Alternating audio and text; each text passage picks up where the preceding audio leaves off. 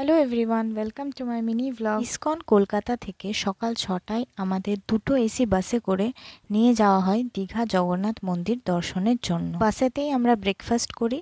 ব্রেকফাস্টে ছিল খিচুড়ি। হাতে 12:30টার সময় পৌঁছে হোটেলে গিয়ে ফ্রেশ হয়ে নিয়ে আমরা বেরিয়ে যাই লাঞ্চ করার জন্য, মানে প্রসাদ নিতে, জগন্নাথ মন্দিরের গেট নাম্বার 5-এ।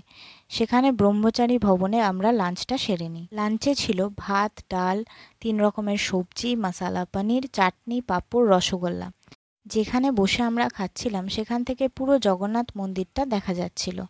খুবই সুন্দর লাগছিল জগন্নাথ মন্দিরটা। আমি এখানে সবকটা খাবার আইটেমের ছবি বা ভিডিও তুলতে পারিনি, যতটুকু তুলতে পারলাম আপনাদের সাথে শেয়ার করলাম। আশা করি আপনাদের ভালো লাগবে। খাওয়া দাওয়ার পর আবার আমরা হোটেলে ফিরে যাই। সেখানে রেস্ট নিয়ে আবার চলে আসি মন্দিরে বিকেল 5:30টার সময়। দুপুরে মন্দির বন্ধ থাকে, তাই মন্দিরের ভেতরে যেতে পারিনি। বিকেলবেলা গিয়ে ভগবানের দর্শন করি। যেহেতু ইসকনের সাথে গিয়েছিলাম তাই আমাদের লাইনে দাঁড়াতে হয়নি। আমরা গেট 5 দিয়ে এন্ট্রি করেছিলাম মন্দিরে। মন্দিরের ভেতর একটা মাঠে আমাদের ক্লাস নিয়েছিলেন ভক্তিপ্রেম মহারাজ। ক্লাসে রথযাত্রা সম্পর্কে খুব সুন্দর ব্যাখ্যা করলেন, আরও নলেজ শেয়ার করলেন আমাদের সাথে। ফলোড বাই বিউটিফুল সৎসঙ্গ।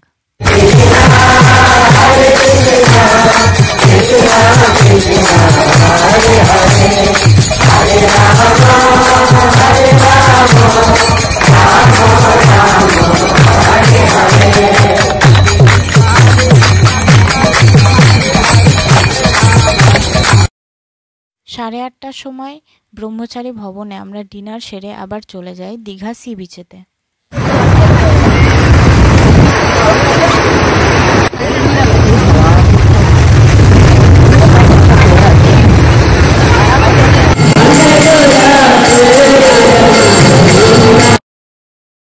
পরের দিন ভোর 6টায় ছিল মঙ্গল আরতি।